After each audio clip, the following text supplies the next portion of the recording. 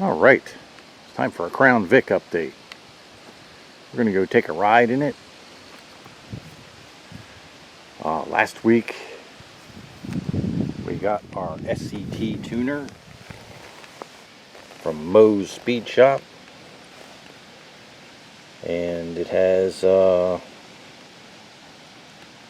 actually has 3 tunes in it. I think one's an 87 octane, and it's got a 91 octane and a 93 octane, which I gave them the specs of the car and the computer and everything, and they made the tune for that to work in this car. And I put the 91 octane in it a week ago, and man, yeah, it makes a big difference. It gives you a little bit better throttle response on the bottom end, but the transmission shifting and the top end power, like if you let it wind out, is like dramatically different than what it was.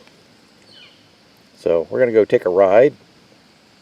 Probably, I mean, around here probably can't really do any meaningful acceleration tests, but, and being that it's video, you won't be able to feel any of the G's or anything, but yeah, we'll go out and take a ride, and just so to give you an idea how it is. Alright, so here's our SCT Tuner here. Put it up to the camera there. Hopefully you can see what it says. Right now we're in vehicle functions, so you could read codes if you wanted to, you could clear codes. Ooh, special functions. I don't know what that is. Let's go see. Okay, so this is for setting it up. We're not going to do that right now because we got to go to the store. So basically, I think probably all we can do right now is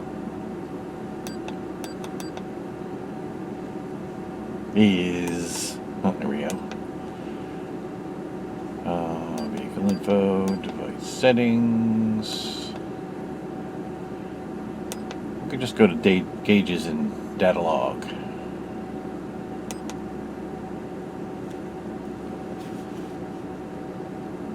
It'll take a minute or something like that to do that. There it goes.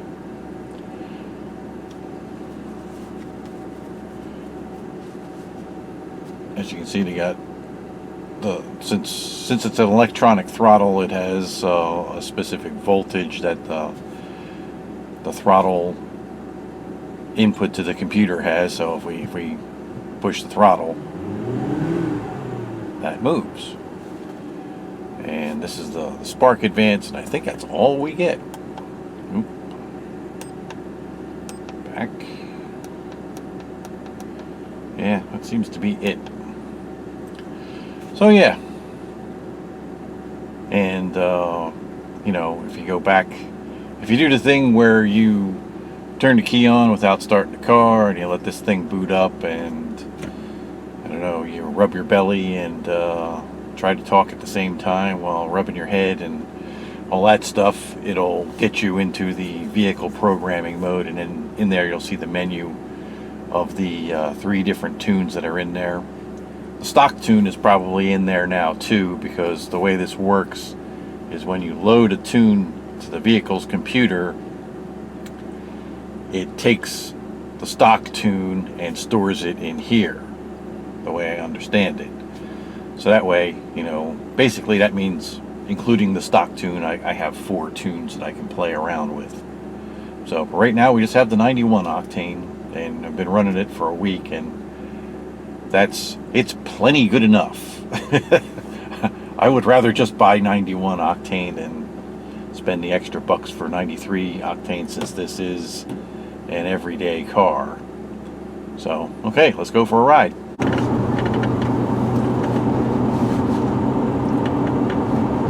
So we're heading out to one of the more main roads out here.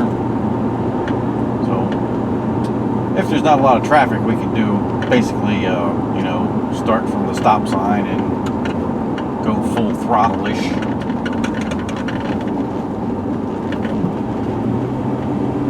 As long as there's not a lot of traffic. That's the thing. If you go from a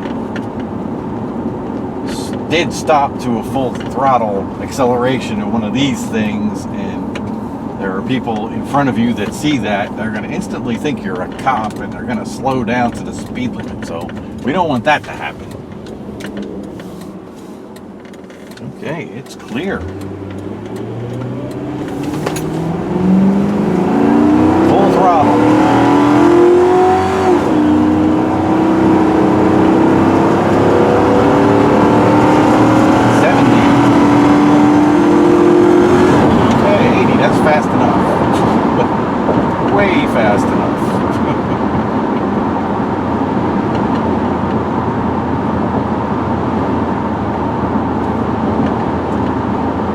So yeah, I didn't feel anything like that before putting this tune in. And I don't know if maybe our 91 octane isn't that great around here or whatever, but you can hear it when it, usually somewhere around 4,000 RPMs on full throttle acceleration like that, you can hear it actually, you know, pinging. So I don't know if it needs a little less timing there or what, but that's what it sounds like. But, you know, at some point we'll put some 93 octane in it and try it that way. And then that'll be a good excuse to try the 93 octane tune. But right now, I mean, yes, it was a very noticeable improvement. And yeah, some people would say, you know, it was a little over $500 for the tuner and the tune. But basically, really, what you're paying for is the programmer. The programmer, if you try to buy it online, is, you know, usually $399 to like $410 or $415, something like that. So basically, you're getting the tune for like $100 or so. The tune is way worth it. Like, even if you had a friend that had the 91 octane tune and had the same specs as your car, like the same axle ratio and the same year, car and all that stuff, you know.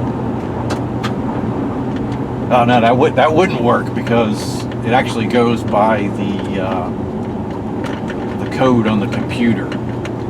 So yeah, if it did work, that would be great, because all you really need is the tune. I mean, if you got the tune put on your car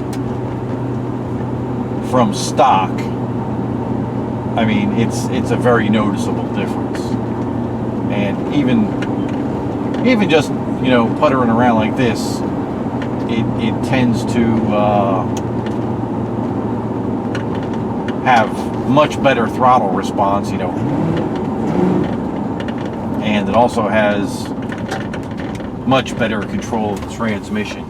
It doesn't feel nearly as sloppy as it did before with the stock tune.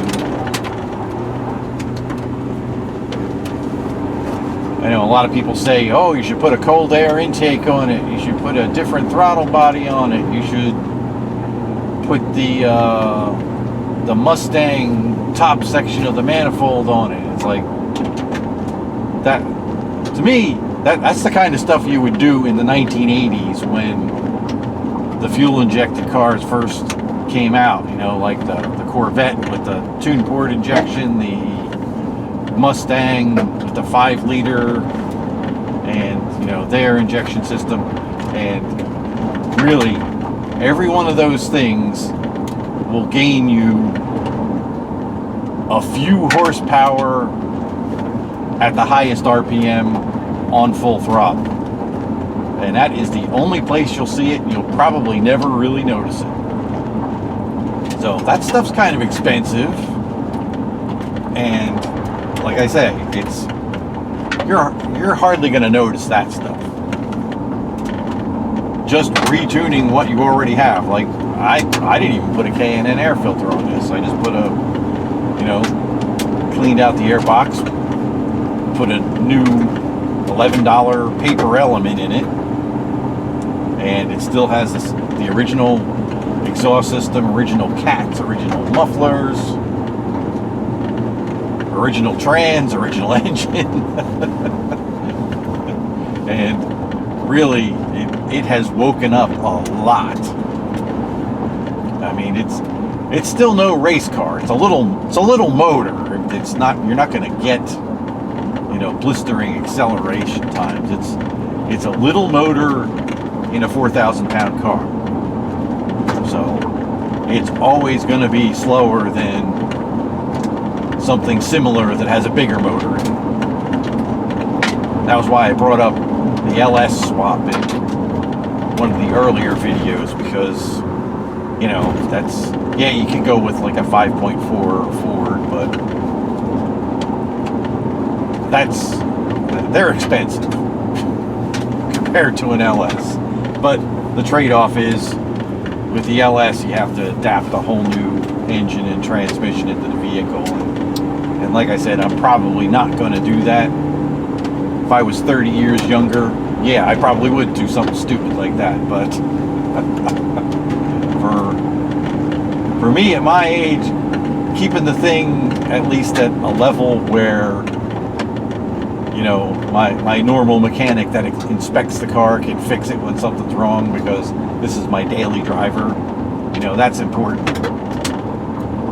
I'm not at the point in my life where I'm gonna, you know, work all weekend late into Sunday night before I have to drive to work the next morning to make the thing, you know, to get some repair done and fix it and stuff.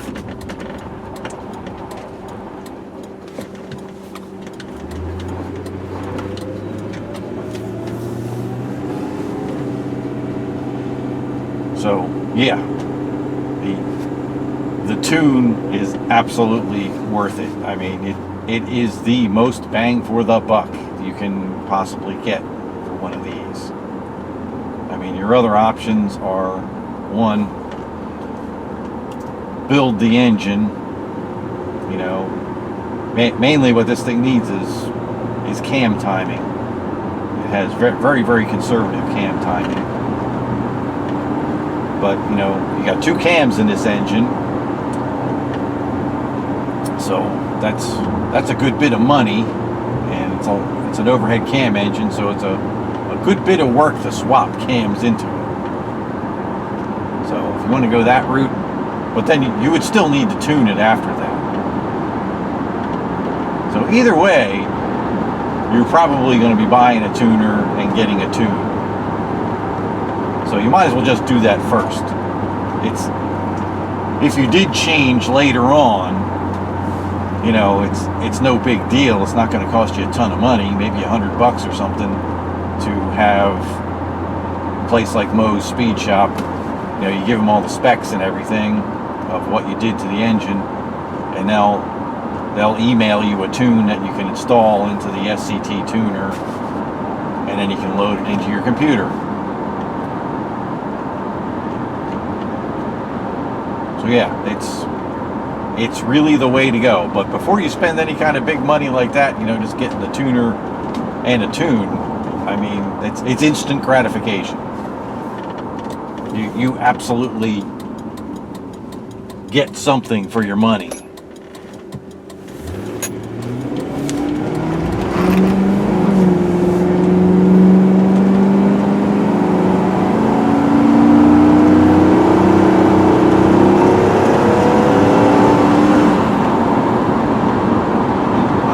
A lot of road construction around today.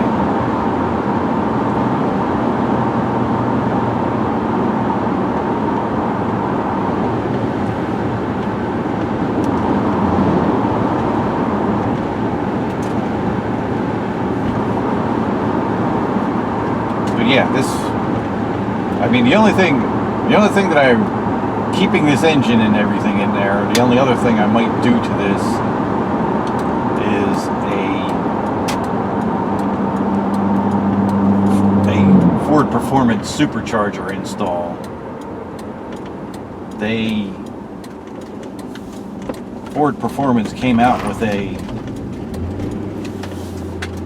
supercharger. It's a Eaton M90 with no intercooler, and it bolts right on to the head. So basically, it replaces the intake manifold, and you have a few belt adapters for it, and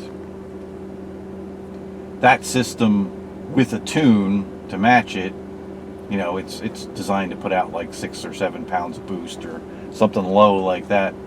But that is basically designed to give you, you know, 80 to 100 more horsepower, and you know, probably good 80 more foot-pounds of torque, because it's a positive displacement blower that, you know, you will definitely feel that down, you know, from just off idle. So if I could find one of those, I would probably put one of them on. But, you know, a turbo, if you're really looking for more power, a turbo is the way to go. But that's a whole lot more plumbing, and you got the whole exhaust system to deal with, and you have all kinds of extra plumbing that makes everything else you're going to do to the car incredibly difficult.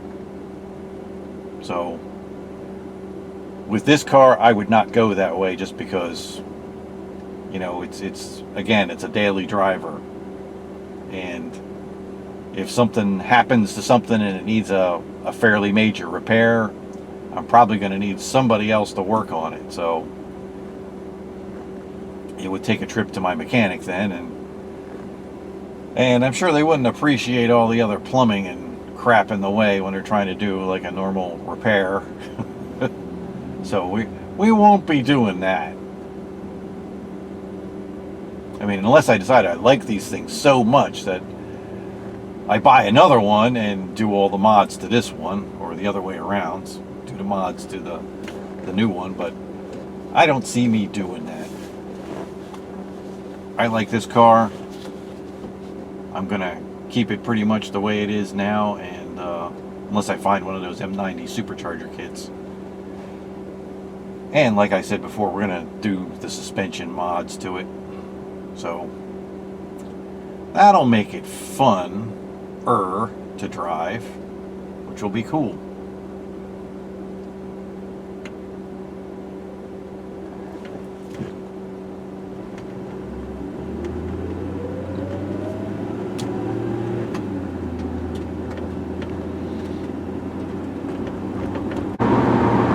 Like I said before, it really does, you know, firm up the transmission and everything. And even actually, when you slow down, the transmission will actually downshift.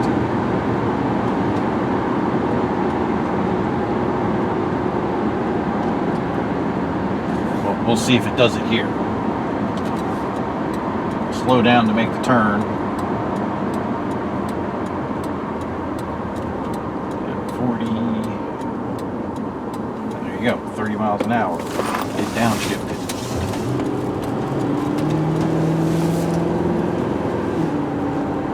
And we just went through that turn pretty hard too. It just stuck. Had a little bit of a squeal, but not much. And I don't know if everybody else knows, but the P71 Crown Victoria actually sits, I think it's an inch or an inch and a half higher than the standard civilian Crown Victorias. And they say that basically, I think the spec they used was they want to be able to drive over a concrete parking lot curb thing without doing any damage to the car. I don't know if we'll test that, but it might be fun. So theoretically, you can drive over one of those things and not damage the floor, the suspension, or the exhaust system. And as long as you can still get the car to handle good. I mean, obviously lowering vehicle you lower the center of gravity of the vehicle, so it's worth doing if you're taking a thing to a road race track or you're autocrossing or something like that, but we're not doing any of that with this. We're going to drive on roads like this that are really, really bumpy. And you need suspension travel and you need suspension compliance. So spring and shock wise, this is plenty stiff enough. Sway bar wise, it probably needs to be a little stiffer in the back, and we'll firm it up some in the front. So that would be a bigger sway bar in the back, and firming up the, putting urethane bushings in for the front, the existing front sway bar. And other than that, I know there's a couple different companies that make really big, strong, fancy rear control arms for these and rear Watts link arms. So I want to put those on it too. It actually, I think it needs the bushings in the rear control arms anyway, because I'm assuming that's what the rear suspension squeak is about. It might actually be the Watts link bushings. I don't know, I haven't been under the back of it, so I haven't checked them or anything. But that's a future thing anyway.